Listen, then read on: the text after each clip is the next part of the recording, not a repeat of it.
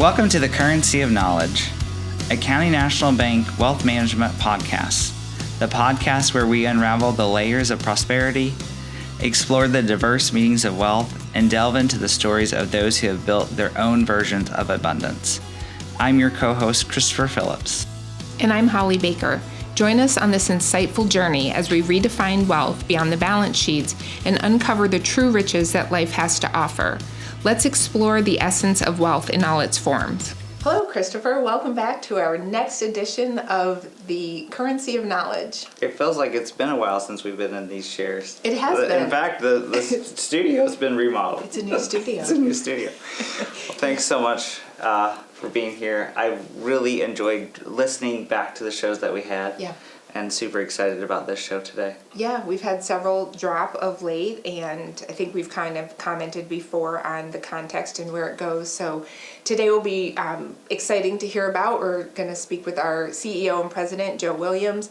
I have had the pleasure of working with Joe for 19 years with a little bit of a gap there for a little bit, but Joe was one of the first people that I met at the first financial institution that I worked at, and I remember walking in to the Downing Center, which is now where we are, and the first person I saw, and he was just, how are you? And as people know Joe, he's super excited and a very positive person, but it was almost like that, oh, okay, I'm comfortable somehow. So, and I know you've known Joe for a while, so I think this will be a great conversation with him. I think I'm looking really forward to it because Joe always has such a positive attitude about everything that he does. And, you know, to hear his story, it is really kind of, you know, ultimately the American dream. Sure. Yes. And so he's a little bit of that hope for people who are out there beginning their careers. And I know that he does a great job at mentoring people, so I hope this show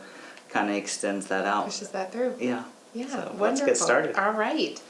Well, Joe, thank you for joining us on our podcast today. I'm very excited to have the opportunity to speak a little bit more with you and learn a little bit more about your story. And like Christopher said, you are such a great mentor, so we're hoping that comes across too. Well, glad to be here, excited to be here, to be honest with you. And, you know, when I look at myself, I don't think I've got that great a story, but looking forward to sharing what you want me to share today and hopefully can positively impact somebody listening today. Yeah. Well, this is really a great way you're going to be able to tell your girls you've encouraged a lot of people today. Yeah, I'm looking forward to encouraging everyone. That's one of the things I really challenged my kids when they were little, when I dropped them off at school every day, is make sure that you find somebody that needs a word of encouragement. And then at the dinner table, they had to share how they encouraged somebody that day. So it was kind of fun to start the day and end the day that way. I'm sure as teenagers they love that conversation. Yes, exactly. Yeah. So go ahead. Well, okay. Sometimes we fight for questions. We do. That's okay. That's right. So tell us a little, just, we know your story a little bit, and many people do, but for those who don't, you grew up in Lenawee County. Yeah, born and raised in Lenawee County. My mom and dad, honestly, were married when they were 16 and 15. Neither one of them graduated from high school, had 5 kids by the time they were 20 and 21. So, you know, growing up was kind of tough. But I really didn't know any better. I just thought that was normal. And so mom and dad could never afford a home. And so we moved around a lot. Every year and a half, 2 years, they would find a new place to rent. So growing up, I went to almost every school district in Lenawee County. And the great thing, my mom and dad were both hard workers. Unfortunately, they're no longer with us. My mom passed away at 62 and my dad at 74. But hard workers, always had a roof over our head and clothes on our back and food on the table. They did their job. Yeah, exactly. They did their job.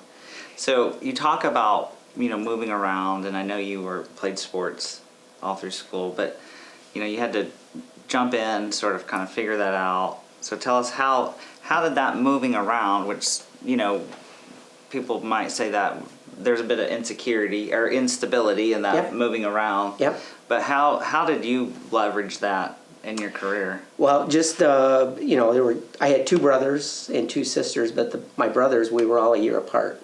Little less than a year apart. Wow. So growing up, you know, playing sports just in the backyard, we were all fairly the same size, the same speed, so very competitive. So I was a naturally competitive person because of that. So when you move to a new school, they typically have their pecking order already in place, the people that have been there and established themselves. So I kind of had to work a little bit extra harder, I think, to prove that I was worthy to be on the team and hopefully play. But it really forced me out of my comfort zone because I think I'm naturally an introvert. And so it forced me to always have to make new friends. If you think about it, being the new kid in school is always tough because everybody's always looking at you, or at least you think they're looking at you. And so, and we, like I said, we come from a family with, we didn't have a lot growing up. I was on the free lunch program my whole life while living at home going to school. Didn't think anything of it, go to school, get your lunch. But I think it just allowed me to appreciate the little things more in life. And the opportunity, I think, that I really enjoyed playing sports and moving around was really to show leadership. I always wanted to be the captain of the team. I always wanted to be the leadoff hitter. I wanted to be the point guard, and I wanted to be the guy that ran punts and kicks back. So I wanted the ball in my hands. Yeah. Control. Well, I don't know about control, but I wanted the ball in my hands, and I wanted to maybe help dictate the outcome. Yeah. Awesome. Yeah. What's interesting about that, especially when you talk about it from a competitive standpoint, some of us don't think competition or being competitive is a negative thing, but sometimes it can have a negative connotation. And you have such a positive spin on it where it never feels like there's this competition.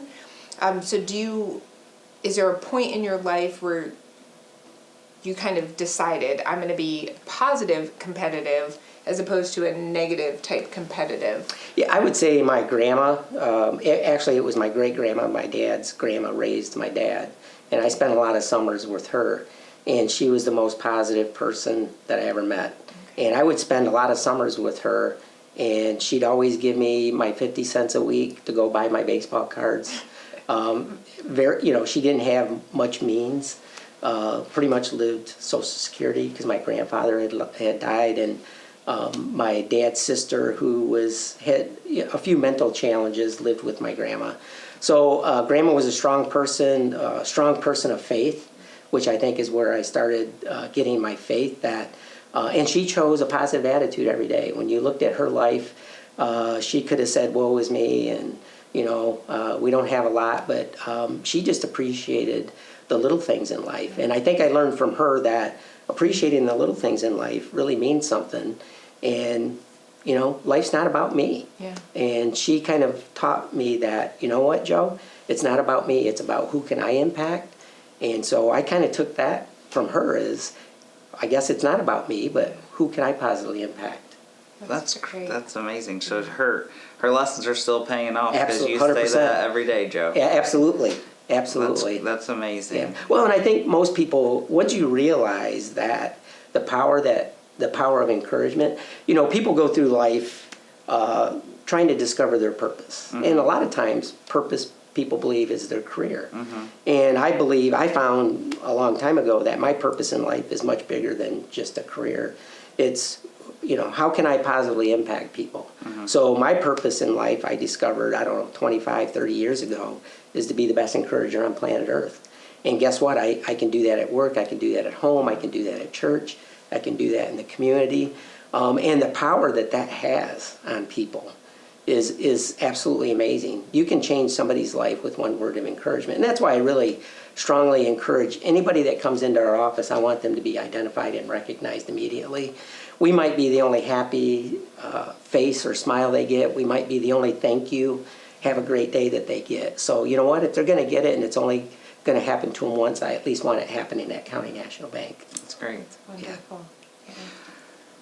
So you graduated from Sand Creek High School, is that correct? Yes. And that's where you met Paula. Yes. And so Sand Creek was kind of your final school. Moved there in 10th grade. Okay. And ended up graduating. My parents had moved again. Okay. And my other brothers and sisters went to Blissfield Okay. after that, but I stayed at Sand Creek Schools because that's where I met my love and wanted to play sports and finish out my career at Sand Creek High School. And she, if I remember, are you guys the same age or is she She's a year younger younger than I am. So you graduated and then that's when your banking career started, correct? Yeah, honestly, my junior year, because my counselor knew about my home life, she met me in the hall my junior year and said, "Hey, Joe, there's a co-op position. I think it would be really good for you." And she said, "It's at a bank." And I go, "Well, what do you do at a bank?" I'm a junior in high school, played sports. That's kind of all I knew. Mowed lawns, for summer jobs and stuff. But she says, "Well, you know what? It won't hurt to go down and interview." So I went over to the intermediate school district and interviewed. And then she immediately sent me on to Bank Lenawee at the time. And they interviewed me for an errand boy position. And so they hired me right on the spot. So that junior, my summer, I worked at the bank every day, the whole summer long, being an errand boy. So I would do mail, I would do bank statements in bulk. I would take title work to different attorneys in town. I'd go to the other banks where we had a local clearing exchange. But I would do whatever needed to be done, count coin, whatever.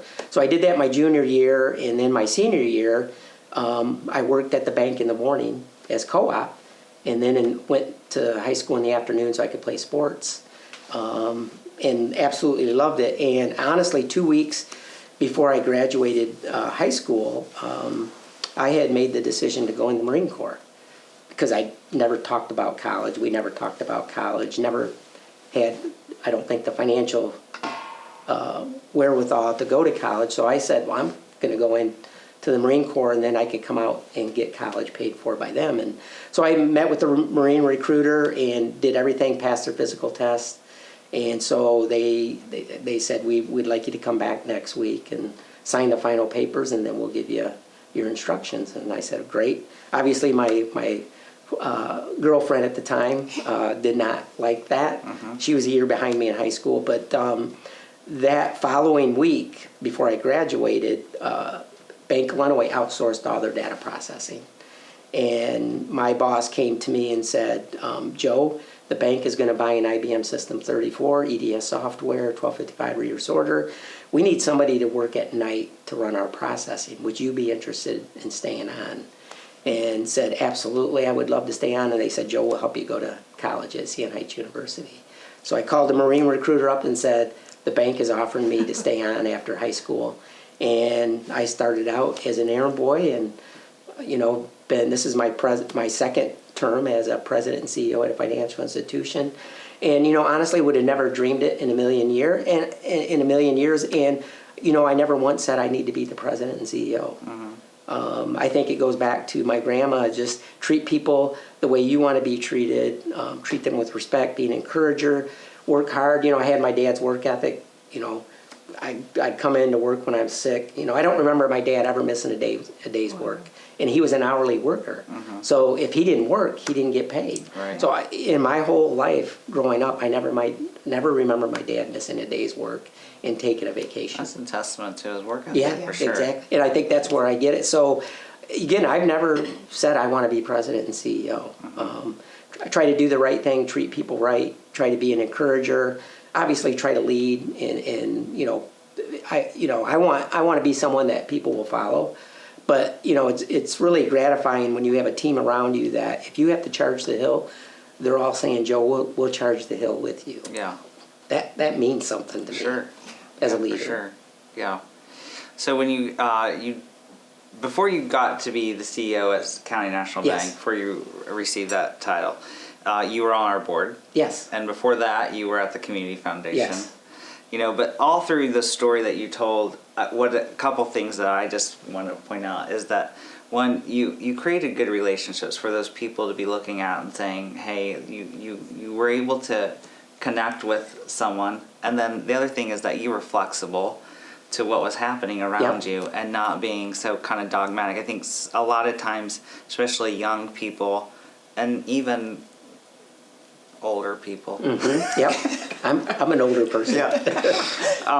We get a path in our head that we think is the path, and we don't see other opportunities where you were able to take a step back, even as a young guy, and say, okay, I'm gonna do this. Now maybe Paula had some help in that Right. decision process. Well, Paula was a huge encouragement, and she comes from a family. She went to Sand Creek High School her whole life, so she had that stability. And a lot of friends. I mean, she was homecoming queen, salutatorian. I mean, why she picked me? I think I married 10 levels up. To be honest with you, she certainly made me a better person. But honestly, I think just the ability to encourage and enjoy being around people. And seeing the impact that you could have on people. And I've had great mentors in my career. Jim Toncree, Bernie Sikorsky, great college professors have been huge in my career path. Chuck Milliken from Siena Heights actually is the one that got me over to Adrian State Bank, and that's where I kind of, cut my teeth further in leadership and managing people. So I've had some really great mentors, and I'll be honest with you, I've had some really horrible leaders that I've worked for. But you know what? I've learned almost probably more or as much from bad leadership as I have good leadership, because I've always said to myself in that when you have a bad leader around you that, that I'm never going to treat someone like that. So I learned a long time ago being consciously conscious is really important as a leader. Because a lot of times we can go day to day and just go through the routine, but I try to be intentional and try to be consciously conscious because there's people looking that I don't even know they're looking. So I've got to be consciously conscious of how I interact with people. Do I recognize people? Do I acknowledge people? Do I say hello? Do I say thank you? Because there might be somebody watching that if I didn't do that, they're like, oh, he's all talk. So I try to be really consciously conscious as a leader. And I think that's one of the hardest things to do, but it's one of the most impactful things to do as a leader. Yeah, absolutely. Well, and to the fact that you do it at every level that someone is at the organization is very impactful and very powerful. Can we just to get a little bit deeper into someone who hasn't heard that consciously conscious before? Yep. Can you give us a concrete example? I've heard you tell a story about getting in the car. Yeah. So I get in the car every morning. I drive to Hillsdale. That's usually where I try to start the day. That's about a 45-minute ride. Mm-hmm. I could tell you all the gas stations, the Dollar Generals, the city of Hudson. There's a lot of Dollar Generals on the route. Exactly. Yeah. So I can recognize every one of them. And so when you're as a leader, when you're unconsciously conscious, that, I know how to drive, right? I know the speed limit. I know how to operate the vehicle. And sometimes I can, if I'm unconsciously conscious, I can get in my car and drive to Hillsdale and not remember going by that gas station, or I don't remember going through the city of Hudson. So that's being unconsciously conscious, because I can go throughout the whole trip, but I don't remember, so I must have been thinking about other things. Where, being consciously conscious is you're in the moment at every second. And you're aware of the surroundings, and so you pick up on things or people that might need attention or somebody that might need a hello. And again, I have learned that people are watching me when I don't know they're watching. Mm-hmm. So trying to be consciously conscious is really important, I think, in my role. Absolutely. And I think as your team, we feel it and we appreciate it. And it's a reminder to us because, we kind of can get laser focused on something when really we need to stop and ask the person how they do. How's your weekend? Yep. How's situation? It's easy to do in this fast-paced world we live in today, and social media and everybody, being connected to their phone and texting and all that. Yes. So it's very hard, but you got to train your brain to be consciously conscious. Yeah, and we'll be right back. At County National Bank, your financial goals are our priority. The CNB Mortgage Team offers personalized service, connecting you directly with CNB loan officers for expert guidance. We are committed to helping you choose the right loan, ensuring you make informed decisions that fit your budget. At CNB, we minimize your risks so you can confidently achieve your homeownership goals. Experience the County National Bank difference. Find a list of our locations online at cnbb.bank. You can also apply for a mortgage online. And we're back. All right. So again, we're with Joe Williams. And Joe, thank you for being on. So we have heard about your story. And now we've come to the point in the show where we ask all of our guests the same question. And that question is, what is well? So what is wealth to Joe Williams? Honestly, it depends. When I go back into my life and look at wealth, probably meant something different. Being at home, living paycheck to paycheck with my family, wealth probably meant something a little bit different. But as you grow older and get more mature and you see the impact that you can have, when I think of wealth, I think of a few words. I think of freedom. I love the word freedom. I think wealth brings freedom.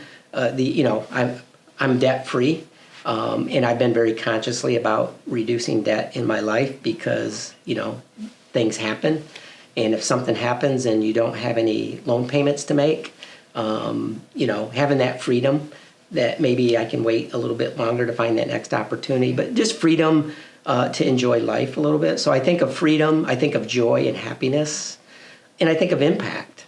When I think of wealth, it's I've learned a long time ago by growing up the way that I did, and I wouldn't change any way that I grew up because it really made me, I think it gave me a solid foundation. So I've always been a planner and saver, watching mom and dad live paycheck to paycheck to provide for a family of 5. And it really opened my eyes up that, there's got to be a different way of doing things like that. So it really made me conscious about, I don't want to live like that. I love my mom and dad and love the values that they taught me, but I want to plan for a better future.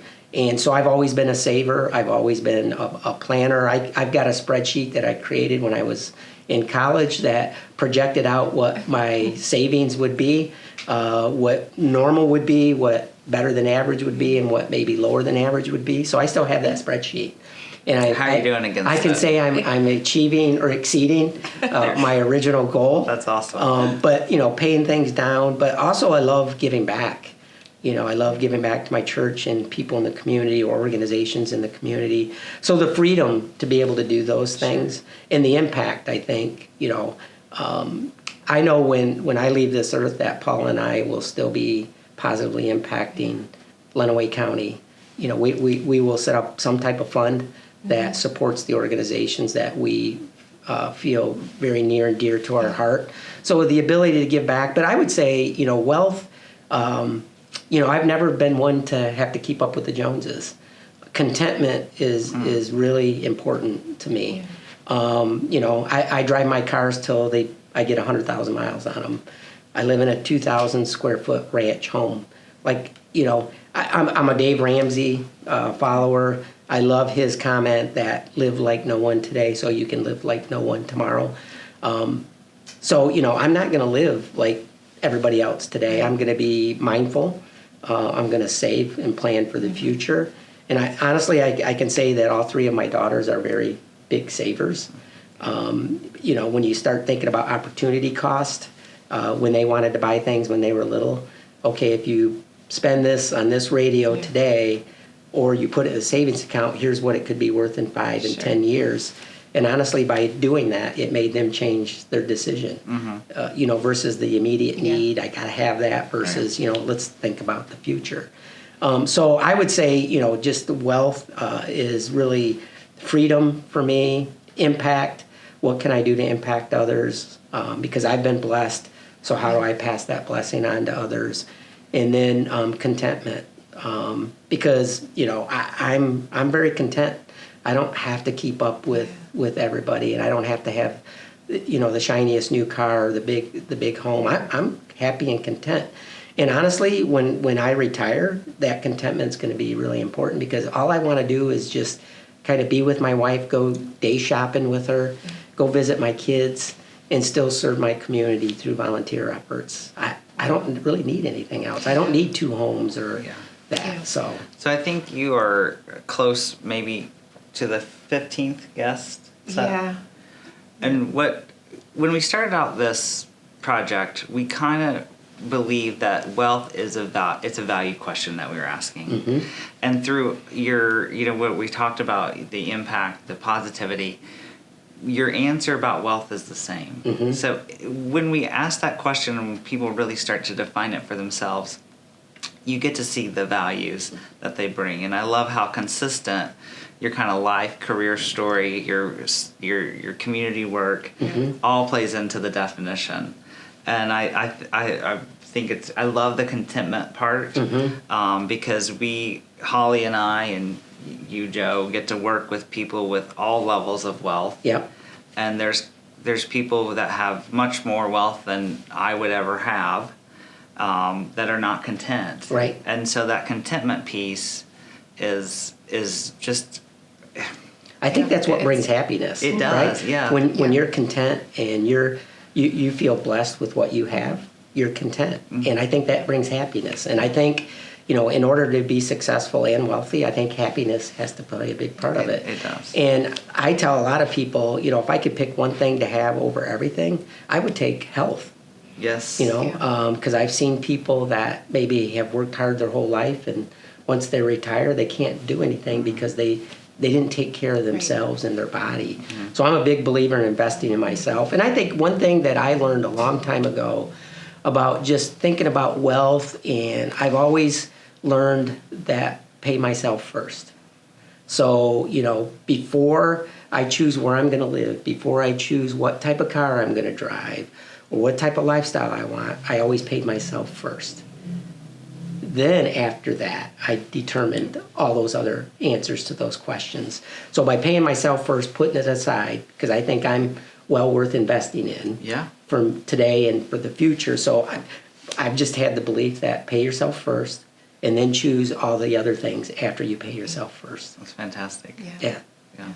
I think contentment, I like it, and for me, I always think especially when you say it, Joe, is because you have such a purpose. You discovered early on in your life, in your career, what your purpose was. Yep. I sometimes think if you know what your purpose is, it's a little bit easier to be content Yep. with where you're at and where you're going.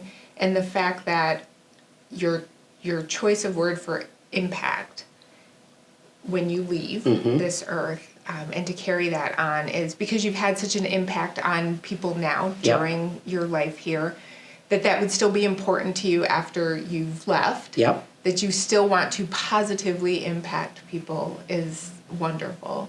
Well, I tell you, I learned something a long time ago, and I don't have the card with me. It's in my car, in my billfold, but I don't know, probably 27 years ago, I created this card that I look at before I walk into the bank every day. It's you choose your attitude every day and tell yourself it's not about you. And then my favorite life quote is by Maya Angelou. People won't remember what you said, they won't remember what you did, but they will always, always remember how you made them feel. And I tell you what, going through life like that is easy. And, people ask me, Joe, if you could give one word of advice to anybody, what would that advice be? And honestly, I was, my buddy's daughter got married a year ago, and he asked me to say the blessing and say a few words. And so I looked at the newlyweds, and I said, I'm just going to give you one piece of advice. When you get up every day, tell yourself it's not about you. It's about your partner. And honestly, I get up and tell myself every day it's not about me. And honestly, life is more enjoyable when it's not about you. Yeah. When you make it about others around you, life is more enjoyable. And the great thing is, I've had a great career, and I've had an opportunity to be around great mentors and have gotten to the pinnacle. I think, for me, I'm an overachiever, but gotten to the pinnacle of a president and CEO, but I've never forgot that it's not about me. It's about whoever God puts in front of me that day. Who can I impact? And I get that opportunity every day. So I really enjoy and again, it makes life a lot easier when it's not about you, because if you made it about you, you might get where you want to, but you're probably going to make a lot of people along the way angry or frustrated, because people, when it's about someone, right? We've all experienced that. Exactly. So it makes life more enjoyable, and I think that's what creates the contentment. Is it's not about me. Wonderful. Well, thanks so much, Joe, for being here. Yeah. A long time coming. Glad we finally could get on your schedule, and look forward to sharing this with everyone that's glad listening. to be here with you too. Really appreciate you, and appreciate Brad, who actually gets to work behind the scenes to put this together. But we've got a great team at CNB, and I think our whole CNB team really appreciates the opportunity to serve one another, serve our clients, and serve our communities. And I can't think of a better place to be in my life right now than at CNB. Well, we're glad you're here. Yeah. Thank you. Thank you. Thank you.